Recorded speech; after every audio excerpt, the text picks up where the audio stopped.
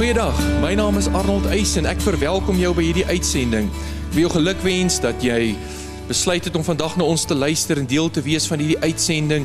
Ons is besig met 'n reeks getiteld Extreem Kerk. En ek is vandag hier om vir jou te sê dat as God jou geroep het, en hy het jou geroep en hy jou gered het, dan het hy jou gered en geroep met 'n spesifieke doel, dat jy sy kerk sal wees, draer van sy gees, dat jy sy mondstuk sal wees, want hy wil jou mond gebruik en jou hande gebruik en jou voete gebruik, dat jy inderdaad sy liggaam hier op aarde sal wees. So ek bid deur hierdie woord dat jy geseënd sal wees, dat dit in jou omstandighede waar jy jou in hierdie dag en in hierdie oomblik, terwyl jy luister na hierdie woord, jou mag bevind, dat hierdie woord akkuraat en spesifiek en groot relevantie sal dra in jou omstandigheid. So ek nooi jou uit, kom en join ons in hierdie diens wat reeds aan die gang is, terwyl ons stil staan by die woord van die Here en hoor wat God vir ons wil sê oor sy Extreem Kerk.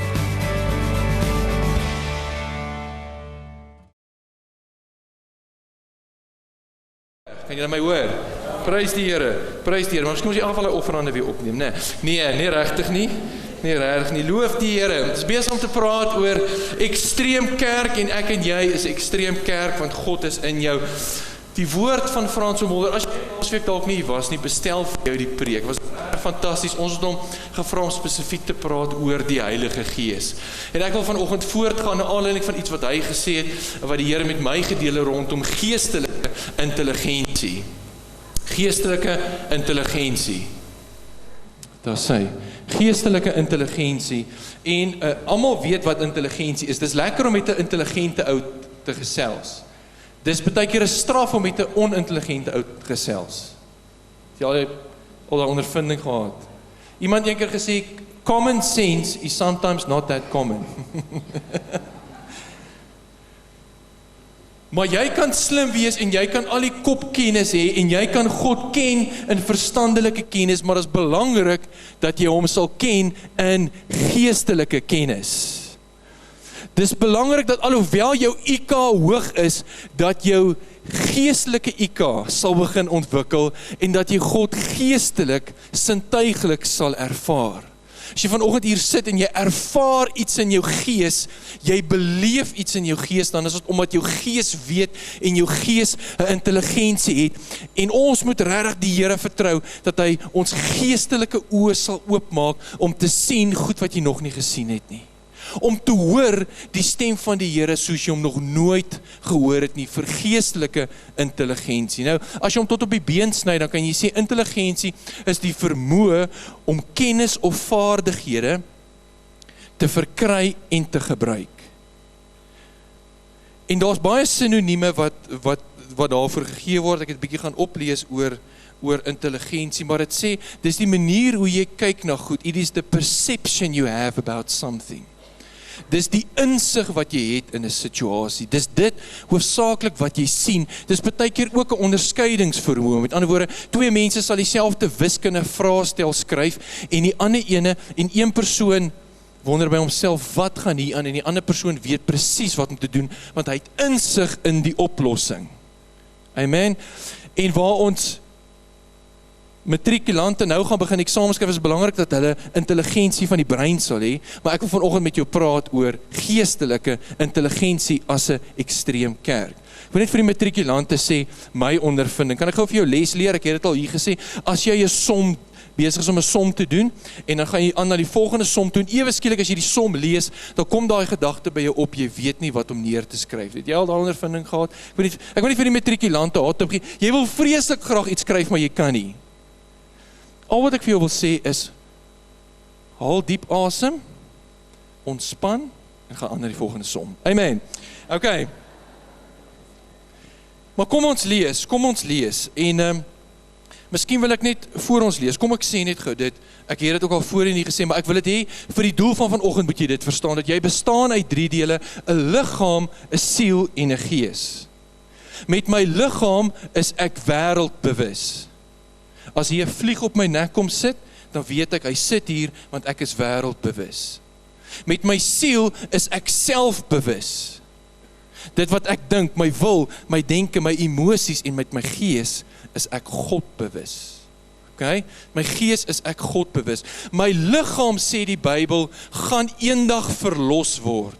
As Jesus kom, ons is almal besig om stadig maar seker te sterf, maar as Jesus kom, gaan ons almal 'n verheerlikte liggaam kry. Prys die Here, jy gaan nie meer plooie hê nie, jy gaan nie meer make-up nodig hê nie, jy gaan 'n verheerlikte liggaam hê. Paulus skryf, ons gaan nog verlos word, ons liggaam. Wanneer jy jou hart en jou lewe vir God gee, dan word jou gees dadelik gered. Jy word gered in jou gees. Jy word wedergebore in jou gees. So jou liggaam gaan gered word, jou gees is gered en jou siel is besig om gered te word. Jou siel is besig om gered te word. Daarom sê die Bybel dat be ye transformed by the renewing of your mind, wat jou siel is wat jy dink. Dis waar heiligmaking plaasvind. Is die gees, jy's besig met iets, jy kry 'n boodskap van die liggaam af, as ek dit so kan sê. Kom ons sit die siel in die middel, net gou vinnig, die gees hier en die liggaam hier, en jou oë sien iets, en jy begeer iets, en jou siel kry die gedagte, en nou moet jy besluit, wat gaan ek hiermee doen? Maar aan die ander kant is daar ook die gees wat vir jou sê, hey, weet jy wat, jy dien die Here, hierdie ding is nie in die wil van God nie, hierdie ding gaan nie lewe voortbring nie, dit gaan dood voortbring, en in jou siel is daar 'n oorlog. Jy het dit al beleef? Dis hoe die Bybel praat van daar's 'n stryd, want die stryd is hier bo in jou kop. Die duiwel is nie agter jou kar of agter jou mooi huis aan nie, hy's agter jou gedagtes aan. So as jy dit in jou kop kan wen, kan jy dit op enige plek wen. Dis net hierbo, wat ook al in jou lewe aan die gang is, het deur 'n hek gekom wat jou gedagtes is. So jy kry die hele tyd, jy kry input hier van die geestelike wêreld, of en partykeer is daar input ook negatief, wanneer ouens in die okkulte betrokke is, en allerlei geeste besig is, dan kry jy hier input, en jy kry van jou liggaam input op, maar hier in jou siel, moet jy met kennis van die woord verstaan, dat as ek reg dink, kan ek myself verander. Hierdie is nie 'n nieuwheids ding nie, maar die Bybel sê, Paulus skryf, hy sê, and be ye transformed by the renewing of your mind. Begin verstaan wie jy is en wat God vir jou gedoen het. En die groot geheim is dat, wanneer jy jou gees kan sterk kry, word die stryd vir jou baie makliker. Julle ken die verhaal van die 2 sendelinge, of die sendeling wat gegaan het na eiland toe, en hy lei 'n paar ouens van die Indiane, lei hy tot bekering, en die chief gee sy hart vir die Here, en 6 maande later gaan hy weer, en hy lê besoek by hulle af, hy volg op, hy vra vir die chief, hoe gaan dit met jou? En die chief sê, dit gaan great met my. Hy sê, maar binne in my, is daar 2 honde wat veg. Daar's 'n swart hond, en 'n wit hond. Die ou vra vir hom, chief, wat die een wen? Hy sê, ek het agtergekom die een wat ek die meeste kos gee. Ek het agtergekom die een wat ek die meeste kos gee. So as ons praat van geestelike intelligensie, kom ons kry hierdie ding sterk, dan maak dit hierdie battle 'n bietjie makliker om te kan wen. Want God se gees doen heeltyd inspraak, en deur sy gees empower hy jou om te kan oorwin. Kom ons lees. 2 Konings 6 vers 13 tot 20. Nou wat, ek sal nou vir jou 'n bietjie, nee, kom ek sit vir jou in die prentjie. Hierso is die Arameërs en hierso is die Israeliete. Die Arameërs is die vyande van die Israeliete. En die Israeliete het 'n secret weapon met die naam van Elisa. Hy's 'n profeet. En die koning van Aram wil graag vir Israel, die Bybel sê hy oorlog maak teen hulle, maar almekaar as hy besluit om hulle voor te lê, dan is die Israeliete nie daar nie, want Elisa het in sy binnekamer gehoor wat die Here gesê het, hoe die Here hulle gewaarsku het, en die koning van Aram kom agter, as ek hierdie ouens gaan beat, moet ek hulle secret weapon uithaal. Die Bybel sê hy stuur toe 'n klomp perde en strydwaans om Elisa te gaan haal. Hy sê, kom ons figure uit, waar is hy? En een van sy ouens sê, en die koning sê toe, hy sê, gaan kyk waar hy is, dat ek hom kan laat vang. En daar is aan hom te kenne gegee en gesê, hy is daar in Dothan. So het hy dan daarheen perde en strydwaans en 'n swaar leer gestuur, en hulle het in die nag gekom en die stad omsingel. Hulle is hier hulle het 'n kontrak gekry, hulle moet Elisa kom kom uithaal. Okay, hierdie is soos die maffia. En toe die dienaar van die man van God vroeg opstaan en uitgaan, was daar 'n leer met perde en strydwaans rondom die stad. En sy dienaar sê vir hom: "Ag my Heer, hoe sal ons maak?" Maar hy antwoord: "Vrees nie, want die wat by ons is meer as die wat by hulle is." En Elisa het gebid en gesê: "Here, open tog sy oë dat hy kan sien." En die Here het die oë van sy dienaar geopen, dat hy kon sien, en met eens was die berg vol perde en waans van vuur rondom Elisa. Kom ons gaan aan. En toe hulle, dis nou die vyand na hom afkom, het Elisa tot die Here gebid. Hy bid 'n tweede keer en hy sê: "Slaan tog hierdie mense met blindheid." En hy, dit is die Here, het hulle op die woord van Elisa met blindheid geslaan. Daarop sê Elisa vir hulle: "Dit is nie die weg nie, en dit is nie die stad nie." Onthou, nou sê die ouens blind. Dis eintlik snaaks wat hier gebeur. Nou sê hy: "Hoorie, julle is op verkeerde plek, dis nie die stad nie. Volg my, dan sal ek julle lei na die man wat julle soek, wat nou hy is." En hy het hulle na Samaria gelei. En by hulle aankoms in Samaria sê Elisa: "Here, open hulle oë dat hulle kan sien." En die Here het hulle oë geopen dat hulle kon sien, en daar was hulle binne in Samaria, in die hart van die Israeliete, omring deur die Israeliete, waar nou staan hierdie ouens daar, bietjie met eier op hulle gesig, hulle het hulle naam met 'n plank geslaan, en die Here het vir hulle 'n wonderlike uitkoms en oorwinning gegee. Amen. Nou daar's 'n paar goed wat ek wil hê jy moet hier sien, en dit is dat partykeer dan kom goed vir jou. Partykeer dan gebeur goed net. Jy staan net op en jy voel soos Elisa, jy weet nie hoe dit gebeur het nie. Gister het dit nog goed gegaan, maar vandag gaan dit nie goed nie. Ja, nou daai belewenis gehad, dit gaan goed en jy dink you've got all figured out, en dan is die lewe soos 'n ou wat gaan golf speel. Jy dink jy het die game uitgefigure. En dan verras hy jou. Partykeer spoeg hy jou nie. Vra enige golfer, hoor. Jy slaan eendag 'n goeie score en die volgende dag dan waar jy hom gister in 3 gepat het, pat jy hom in 9. Okay. Maar jy dink jy het dit uitgefigure, maar partykeer kom goed by jou. En dit kom teen jou, maar ek wil vir jou sê, en ons het dit vanoggend gesing, dat as God teen jou is, as God vir jou is, wie kan teen jou wees? For we are more than conquerors if our God is for us, then who can be against us? Amen. Okay. So hier is hy besig en hulle sien die perde en die goed is om hulle, en dan vra die knegt: Here, wat moet ek doen? En wanneer jy in die moeilikheid is, Marina, dan is dit 'n logiese vraag, want partykeer weet jy nie wat jy moet doen nie. Josafat, toe hy met 'n gemors is in die Israeliete, bid hy die volgende woorde tot die Here. Hy sê: Here, ek weet nie wat om te doen nie, maar my oë is op U. Die realiteit is, we haven't got it all figured out. Partykeer weet jy nie wat om te doen nie. Ek en jy was al daar. Partykeer kom mense na my toe en vra my goed, en die Here gee my soveel wysheid om in hulle situasie in te spreek, maar ek self sit dalk met iets, want ek sê: Here, praat met my, ek weet nie wat om te doen nie. Dis die realiteit van die lewe. Partykeer dan weet jy, okay, my eerste ding wat ek moet doen is kom ek hardloop na die Here toe, en dis reg. Maar as jy gaan bid, dan weet jy nie wat om te bid nie.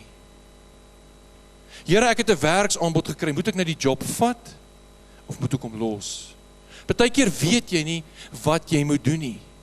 Maar prys die Here, daarom is daar 'n Heilige Gees van vuur wat alle dinge deursoek, oom Piet, want ons weet nie reg wat ons moet bid nie, maar ons het een wat alle dinge deursoek en vir ons intree ooreenkomstig die wil van die Here. Hy vra die vraag: wat moet ons doen? Nou kyk wat gebeur. Hier kom ek by die kruks van die ding uit. Nou bid. Nou is hulle daar en Elisa bid: Here, maak sy oop, en die Here maak die knegt se oë oop. So hierso is 2 ouens wat staan, maar wat 2 verskillende goed sien. Die knegt kon sien, maar hy het net in die fisiese gesien. En die feit dat hy in die fisiese gesien het hom bang gemaak. Daarom sê Elisa van voor hy begin bid: Hey, vrees nie, want as jy gaan sien wat ek sien, gaan dit wat jy sien, die nuwe perspektief wat jy het, die nuwe angle wat God jou gee, gaan jou vrees wegvat. So hy sê, kom ek bid, dat jou persepsie verander, rondom die situasie waarin jy sit. Is jy met my? So Elisa bid vir die knegt, dat die Here sy oë sal oopmaak, sodat hy nie hoef te vrees nie. En hy bid vir hom, en ewe skielik, boem, maak die Here sy oë oop, en die knegt sien wat Elisa sien, en sy vrees verdwyn. Weet jy hoekom? Want sy persepsie het verander, want hy het gesien wat Elisa gesê het, dat die wat vir ons is meer as die wat teen ons is. Daarom sê die Nuwe Testament, dat groter is hy wat in my is, as hy wat in die wêreld is. Ek weet nie waarmee jy struggle vanoggend nie, but God says, through my spirit and eyes of the spirit, I want to give you a new perspective on your current situation. Moenie kyk met geestelike, of met vleeslike oë nie, kyk met geestelike oë. En hy bid, dat hy nie moet vrees nie. En toe hy sien, wat Elisa sien, toe sien hy, wow, ek het 'n nuwe persepsie oor die realiteit van hoe goed werklik is. Hoe goed werklik is, hoe lyk dit? Met ander woorde, ek en jy moet begin kyk met oë van geloof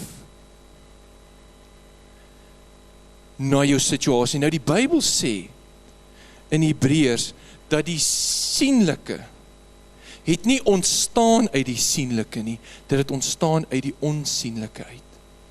Want as jy in die onsienlike kan insien, ek meen, sit jouself in in Gehasie se voete, en waar hy wanhoopig was, waar hy vreesagtig was, waar hy nie antwoorde gehad het nie, net omdat hy anders gesien het gemaak, dat hy saam die Here kon vertrou en die Here vir hulle oorwinning kon gee. Partykeer dan voel jy, dalk jy wil koot, want jy sien nie reg nie, maar as jy in die onsienlike sal insien, en sal staan op die woord van die Here, jy het nog nie die vervulling daarvan gesien nie, maar jy sê, Here, as jy dit beloof, is jy tog getrou om dit te doen.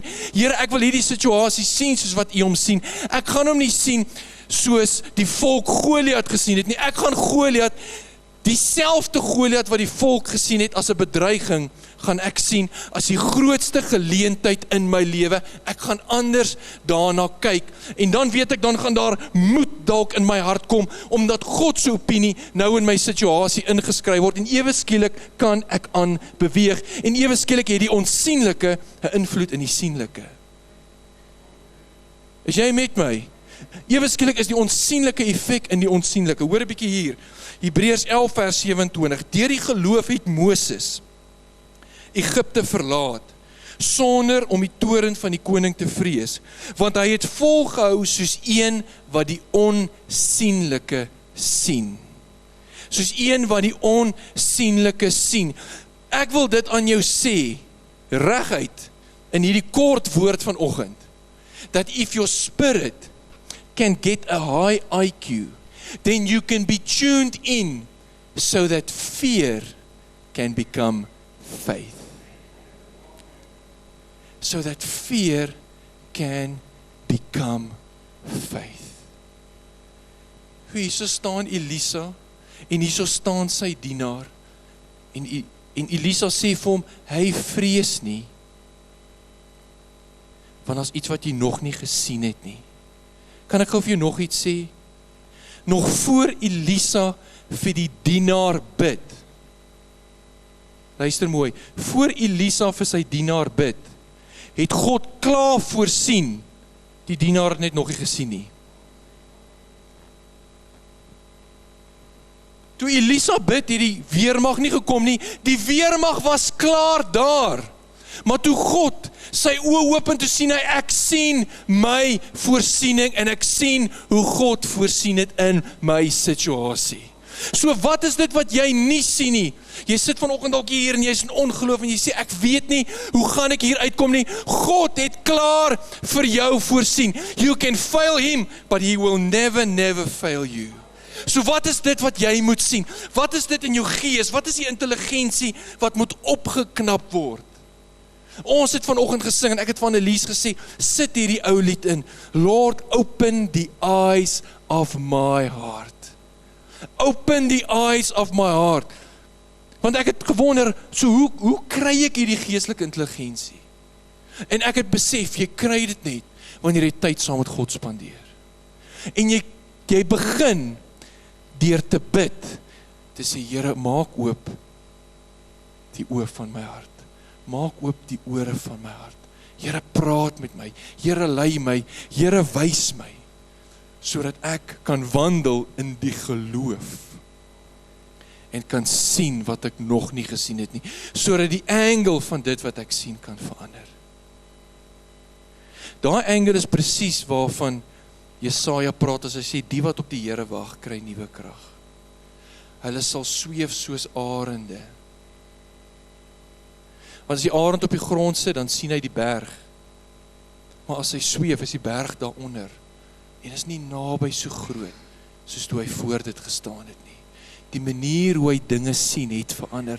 En wanneer hy op die Here wag en sê, Here, ek gee U reg in hierdie situasie, kom in. Kom in. En doen wat ek nie kan doen nie. Kom in en open my oë om te sien wat U wil hê ek moet sien. Dat ek is nie 'n verloorder nie, ek is meer as 'n oorwinnaar. Ek is dit reg, ten spyte van dit waar ek nou sien, maar U opinie sê, that I'm gonna make it, dat U gaan my deurdra en my einde gaan meer geseënd wees as my begin. My einde gaan meer geseënd wees as my begin. Open the eyes of my heart, Lord. Ons sing dit al so lank, maar jy al gedink wat jy vra. Lord, open the eyes of my heart. I want to see the angels worshiping with us. I want to see the unseeable. I want the unseeable to be more normal than the seeable. I want a new normal. Dit is ook interessant wat hier gebeur. Gehasie bid, of Elisa bid vir Gehasie, of vir sy diensknegt, en dan sê hy vir hom, Here, open sy oë, dan maak die Here sy oë oop, dan sien hy meer.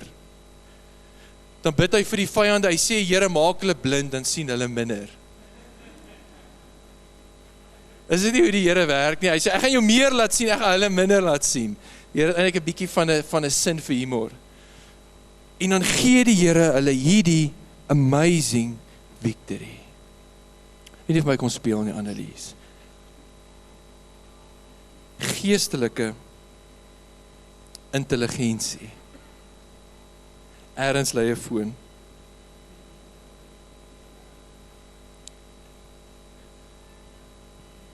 Laat die Here met jou praat vanoggend. Begin anders te sien. Sit die bril op van God se woord oor jou situasie. Dan gaan jy anders sien. Terwyl ek voorberei, is daar een vraag wat by my opkom oor hierdie stuk wat ek gelees het. Die vraag wat by my opkom is, Here, ek verstaan nie hoekom die weermag daar moes wees nie. Want Elisa kon mos net bid en sê, Here, slaan hulle met blindheid, en dan was almal in any case in blindheid gewees en niemand kon iets doen nie. So hoekom moes daar 'n weermag van vuur wees? En net so, by the way, God se weermag is sterker as die vyand se. Toe Moses deur die Rooi See gaan, sê dit, Farao stuur sy beste. Bybel sê, oom 600 uitgesoekte strydwaans en perde. Hy stuur sy beste, maar iets gebeur wanneer God sy strydwaans en perde van vuur stuur. Iets gebeur wanneer God dit doen. Hy kan sy beste stuur, maar jy is mos meer as 'n oorwinnaar. You are gonna make it. En ek sê, Here, so hoekom dit? Here, ek verstaan nie dit nie. Nou die Bybel sê dit nie. Hierdie is Arnold 3 vers 6. En dit kom by my op, miskien, jy gaan dalk met teologies verskil, maar is dit dalk net miskien, dat daar 'n kans was, dat Elisa se geloof ook kon flop? Ja, Arnold, maar Elisa was 'n man van die Here gewees, sou nooit met hom gebeur het nie. Hoe weet jy dit? as dieselfde Elia wat sy voorganger was, onder 'n besembos kon sit en wens dat hy kan sterf, omdat hy gehoor het iemand gaan hom uithaal. Iemand het 'n kontrak op sy kop. Kon Elisa nie ook dalk gefaal het nie? Maar God sê, al gaan jy my fail, ek gaan jou nie fail nie. Ek het 'n plan B, ek het 'n backup plan. So selfs al het jy nie genoeg geloof om in jou situasie in te spreek nie, het ek genoeg van 'n plan B gereël om jou deur te vat. In the end, he didn't need them, but if he needed them, they were there. Because you may fail God, but he will never fail you. Ons is soms ontrou, maar hy bly getrou, sê die Bybel. Hy bly getrou. Ek wil hê jy moet verstaan dat as jy in die geestelike insien, when you see into the spiritual, it should change the way you act. Omdat jy anders sien in die geestelike, anders optree. Met jy 'n ander angle, jy sien hoe God dit sien. En jy kry God se opinie oor dit. Toe Dawid voor Goliat staan, toe sê jy kom na my toe met fisiese wapens, jy kom na my toe met 'n swaard en 'n spies, maar ek kom na jou toe met iets wat jy nie kan sien nie. Ek kom na jou toe in die naam van die Here. So ek gaan jou fisiese wapen, gaan ek beat met 'n geestelike ene. Hy het meer gesien as wat hulle gesien het. Verder as hulle gesien. Sy angle was anders. Hy vat vir sy boeties burger en chips. Dan sê hy, wie is hierdie ou wat die slagordes van Israel durf uitdaag? Sê, wat gaan aan met hierdie ouens? Maar hy het anders as hulle gesien.